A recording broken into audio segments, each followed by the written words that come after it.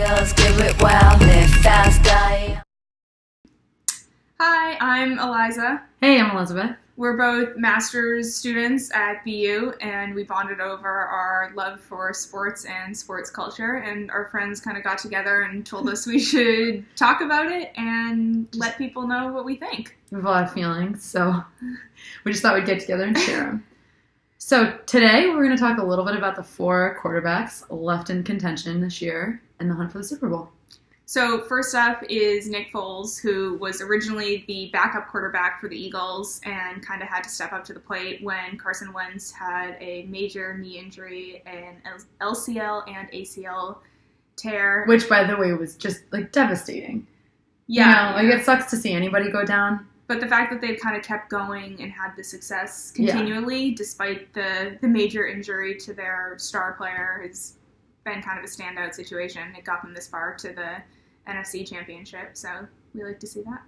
I guess what surprised me about Nick Foles, too, is that I kind of thought he would crumble once the playoffs started, because playoff football is a whole different kind of pressure. I mean, not only is this kid the backup, but he pretty much started when the playoffs started, right? And he's done decently well. He's young. He's 28, So that'll be interesting to watch. Definitely looking forward to that matchup, because then on the flip side, you have Case Keenum, who, it's an improbable story that no one knew. I mean, I guess you knew who he was, but he wasn't, in the rankings of a quarterback that I think anybody would have talked about being in the hunt for the Super Bowl. Or the Vikings, really. I mean, he kind of took them. Half of the people that follow sports have never even heard of the Vikings, or that Minnesota had a team.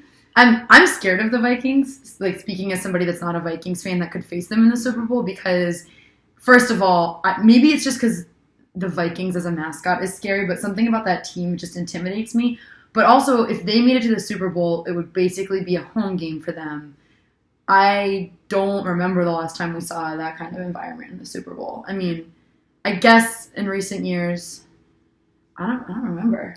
And it is an indoor stadium, so it's different than, playing at Gillette or anything that's outdoors. So it's definitely a different type of environment. And the one thing that we've seen from Keenum this year that I think is really going to help him in the next couple of weeks, if they continue to win, is that his play under pressure has increased dramatically this year. I think he and Brady are 1 and 2, I think, for QBR under pressure. And that was something that we didn't see back when he was, even in college. I think he had trouble under pressure in college when he was at the University of Houston. So that's a good move for him, especially as he's kind of facing these physical teams towards the end of the season. Then on the other side of things, we have the AFC Championship game with Blake Bortles, who is the quarterback for the Jaguars from Jacksonville. So that's been interesting to watch. He's really young. He's 25. He is balding. Which is not elite. 25 and bald spot, not elite. Not a good look. But, he's the youngest starting quarterback in this championship round, so that's pretty impressive. I mean, he's younger than a lot of people we know. She means he's younger than me. Thank you. Had to throw it out there. He's a Florida native, so kind of stuck around the area playing in Jacksonville. He went to UCF. And he really has brought his A game this season, especially towards the end. He's not afraid to run the ball and has been a key playmaker and been on his toes really in a lot of these games, which is very impressive. Yeah, and I mean, Jacksonville has a great defense, which you have to come into Foxborough with a strong defense. And one of the things that I find interesting about Jacksonville is that they, I think, blitz the least.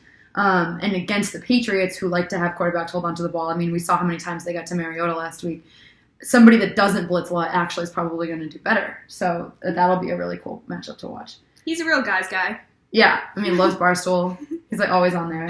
It's so entertaining. He's good. And then, of course, we have Tom Brady. Which, okay, first of all, let's talk about this hand thing. Tom Brady would have to be on his deathbed to not play. There's no way he's not playing. Yeah. But, also, I would cut off my hand and give it to Tom Brady. I don't know if it'll help him because, I mean, my hands are probably not as elite as Tom Brady's hands. But if you want to... He has huge hands. Yeah, he has huge hands.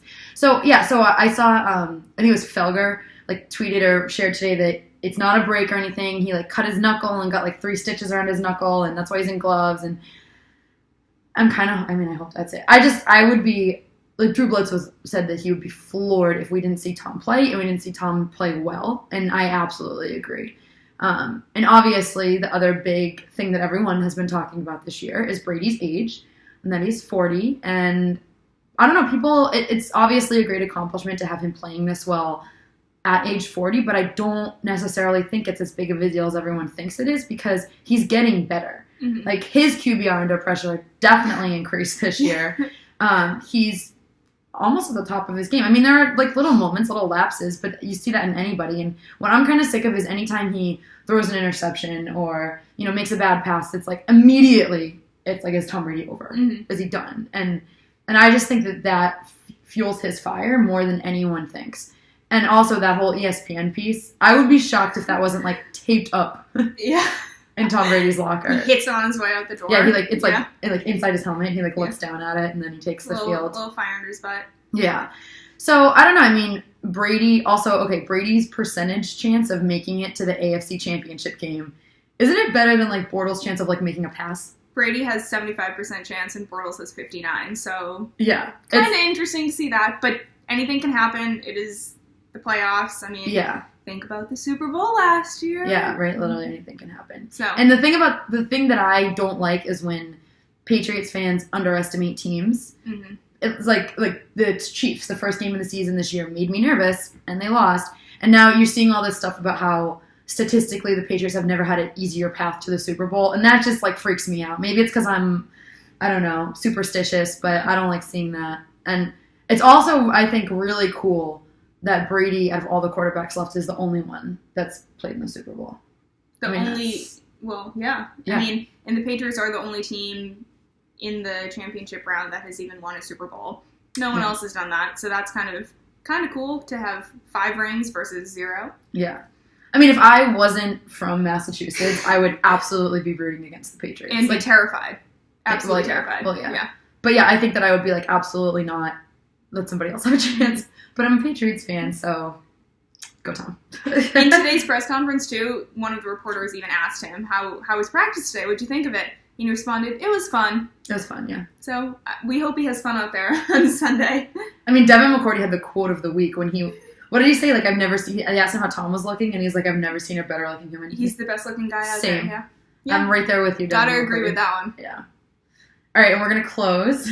We have our predictions, though, about this weekend. So, yes. Who is going to be in the Super Bowl? I say Vikings and Patriots. And I say the exact same thing. So, and I'm looking forward to that matchup. Hold us to it, so yeah. We'll see what happens on Sunday. Yeah, hopefully these aren't like Sam Ponder picks, but yeah. No. So we're going with Vikings, Pats. And in closing, we would like to award our Football Guy of the Week move, inspired by Barstool and PFT. We were walking down the street today, and we saw a man in head-to-toe Jags gear.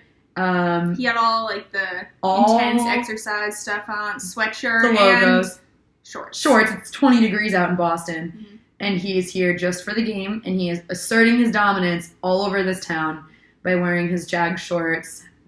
He's like next to Fenway Park, and he is just presenting. So that's our Football Guy of the Week. Cheers to you, Football Guy of the Week. And we'll see you guys after this Sunday.